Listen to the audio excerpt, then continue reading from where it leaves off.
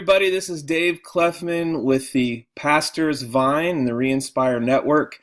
Today I'm excited to have Marshall Shank, who is the Director of Outreach for Proven Men Ministries. Thank you, Marshall, for joining us today. Hey, thank you, man. I appreciate the opportunity. Hey, first off, why don't we just begin with you telling us a little bit about your ministry and the organization you work for? Yeah, absolutely. Well, Proven Men is an equipping ministry. I coined the term a para-partner ministry. We're not necessarily within a church, but we like to come alongside churches to be able to equip them with the tools that they need to address sexual integrity within their ministry. Oftentimes we're called the porn guys, and that's not necessarily true. We come alongside at whatever level you're at or whatever you're dealing with. Our hope and our goal is to be able to equip the bride of Christ with the tools in order to either gain or retain sexual integrity. And so that's what we do. We partner with churches, we partner with ministries, and we come alongside with our materials so that you can lead groups within your contexts. Yeah, over the last, I would say 20 years, I've heard more and more, I think, about people struggling with pornography, not just men, but women too. And I think probably with the internet and all the way it's easy access now for pornography, what are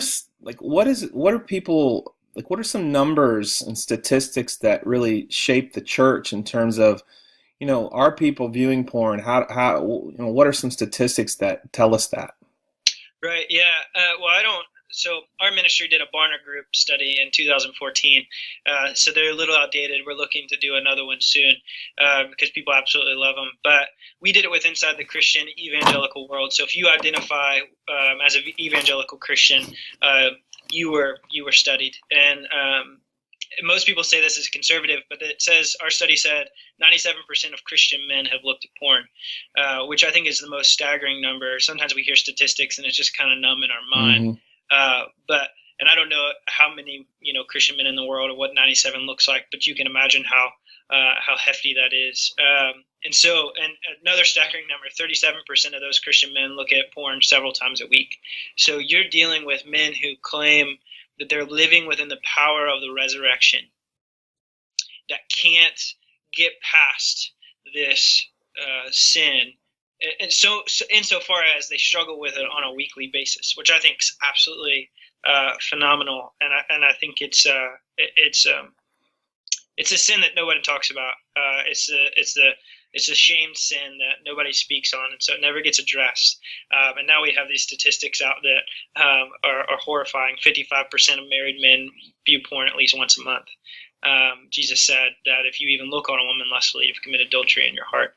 So 55% of men cheat on their wife 12 months out of the year with multiple different women, depending on what they're viewing.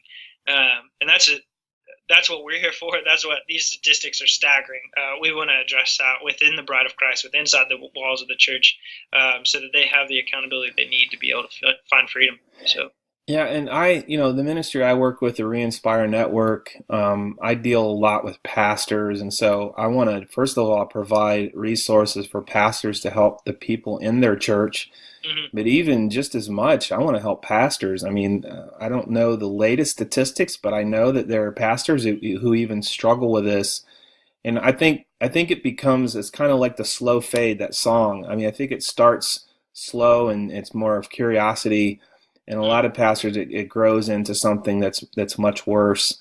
What would you say to a pastor? I mean, what could a pastor himself or herself do if they're personally struggling with porn? Like, what would be something that you could share to help them?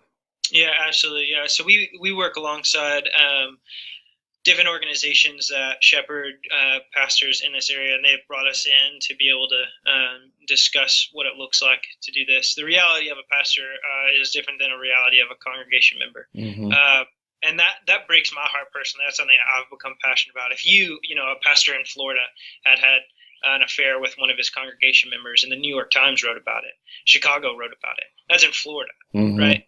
If you or I, if somebody who wasn't a part of a church leadership, one of your congregation members was to commit adultery, it would only go as far as the community. But you're written about in New York. And that's a devastating loss for men Hmm. of God. And we're herald, we are charged by the scriptures to be above reproach. So it's not that we have any excuse.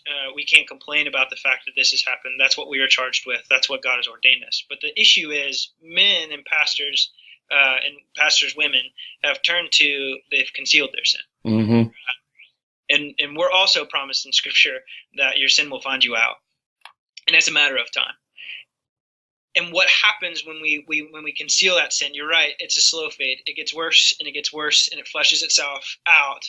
Right? That pastor didn't start with just having an affair with a woman. It Right. started somewhere else. Hmm. A story that's not talked about.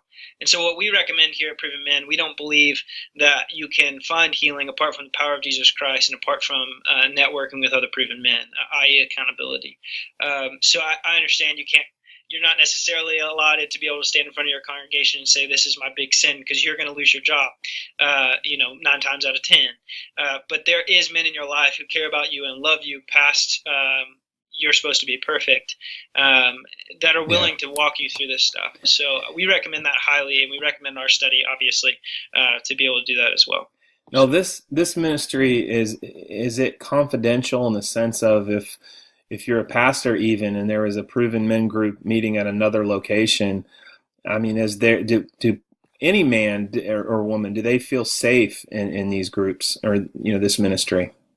Yeah, so I had said this before, we brand ourselves as a sexual integrity ministry for that purpose right there. If I stand up in front of a congregation, I'm like, all right, men who struggle with pornography, your church would be perfect.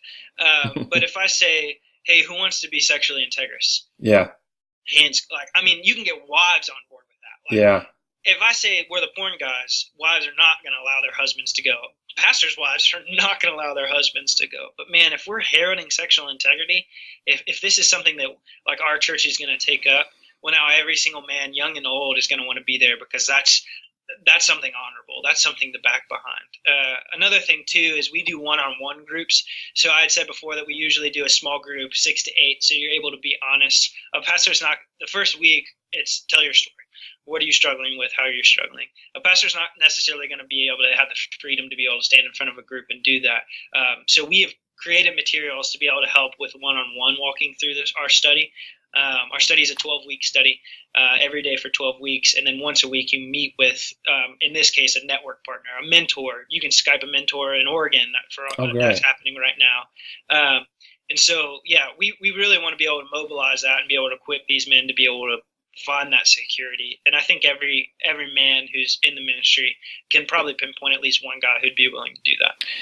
I have some friends internationally, pastors in different countries, especially Latin America. Is this ministry available in Spanish? Just a side note, just curious. Working on it, Okay. interestingly enough. Yeah, we get emails every single day from somebody with revision ideas. Hmm. Spanish is a huge one that we're looking into.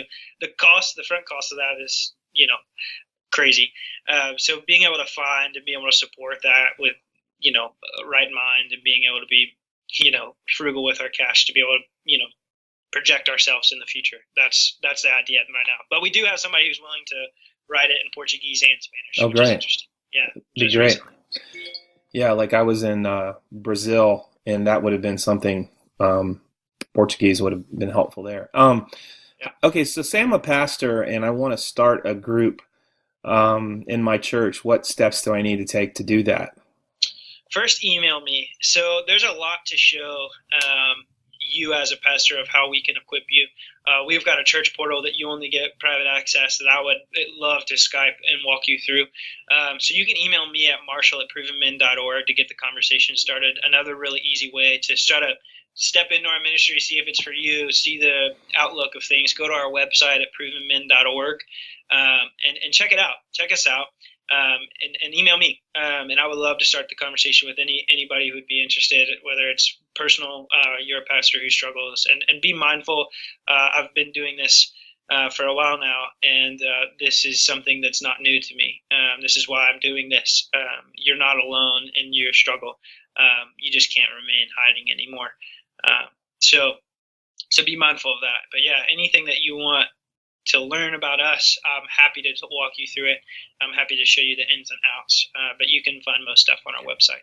Now, is Proven Men an independent ministry? I mean, is there an affiliation like independent ministry? I mean, is there an affiliation like, for example, with the Southern Baptist or with Liberty University, or is it completely independent? So in other words, could any church or denomination really, and you guys are in Lynchburg, right, Virginia? Hmm. So Yeah, you could be anywhere in the country, really, right?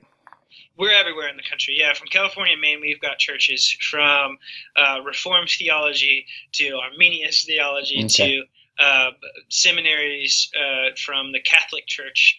Really, if you believe that the only way that you can find true lasting change is through the power of Jesus Christ, we'll work with you. You might not agree with some stuff in our study, but we've really tried to walk down the center line, really to be so everybody can come in on this idea around sexual integrity.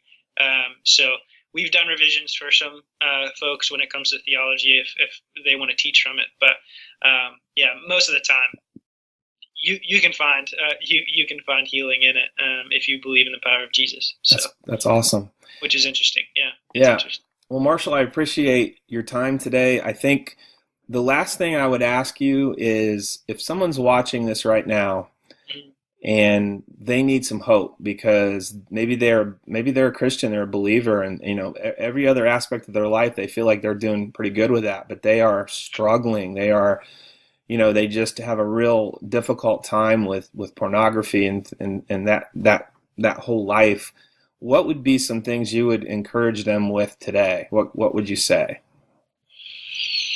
First, your worth is found in the cross of Jesus Christ and in the resurrection. First and foremost, Satan is really good at drawing that natural self to works based.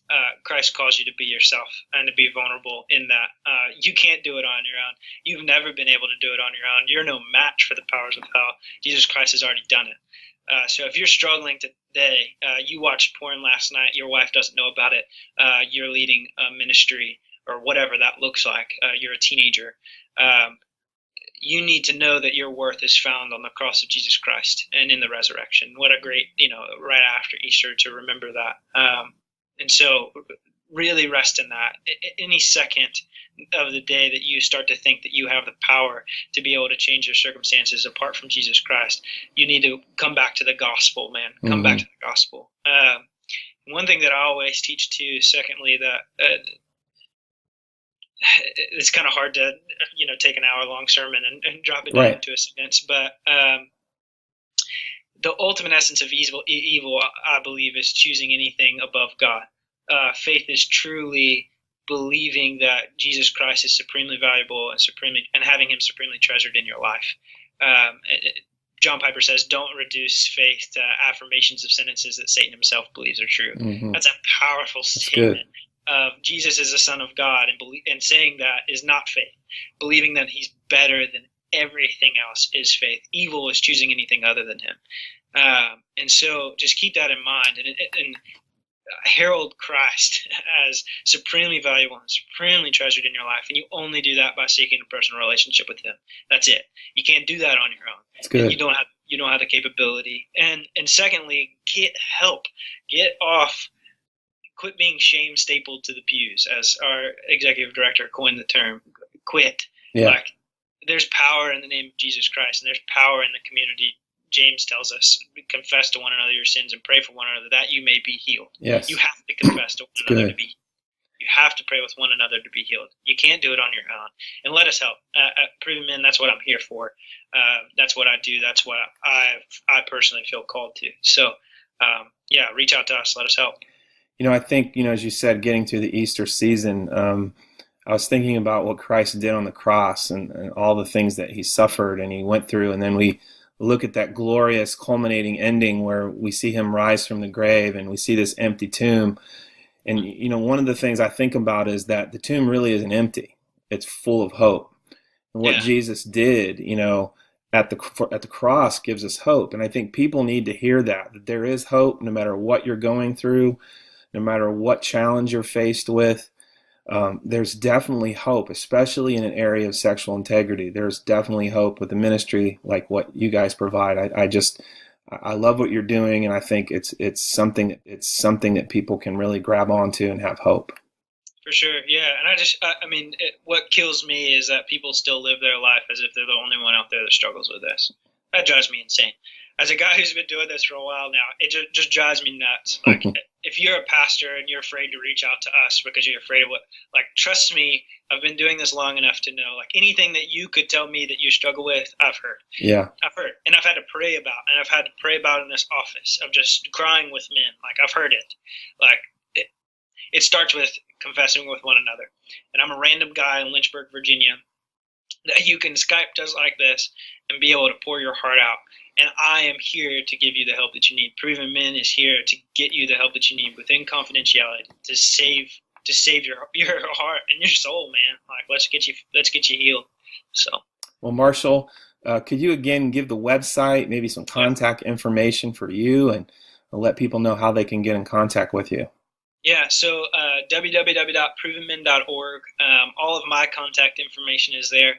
Right on the front page, there's an encouragement series that you can sign up for. You immediately get an email from me, and I'll be in touch with you throughout. If that's the way that you want to go, we've provided videos and encouragement series there to sign up. If you want to just email me directly, I'll absolutely love that. My email is marshall@provenmen.org. So just put Marshall with 2 L's at provenmen.org. And if you forget that, check on our website. It's there as well. I've got the mustache. So the mustache man. Yeah. Yeah. Hey, I don't want to put you on the spot, and hopefully I'm not, but anybody who's watching, I would love, could you just pray as we close for anybody out there who's watching? Would you mind doing that? Yeah, absolutely. Okay. Father, I thank you for this opportunity, and I thank you. Actually, I just want to go ahead and pray for every single man that's going to be watching this. I pray that you would open their hearts, that they would listen through, that they would come to a place right now in their life that they would say enough is enough, and I'll do whatever it takes. Yes, Lord. And that starts by just emailing us or finding a system to be able to address this issue within their life. But more than finding freedom and sexual integrity, I pray that they find their supreme value and supreme worth and supreme treasure in you, Jesus Christ. And that's it.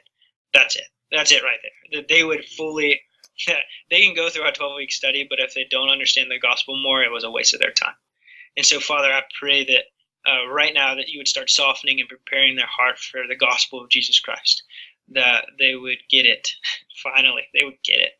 So, Yahweh, you're good and you're awesome, and we can't even comprehend that. And I pray that your majesty within our lives would be glorified above everything else, that your power on the cross and in the resurrection would be magnified above everything else, and that the joy of the Christian life would just be so real and evident that your name will be glorified above every single else.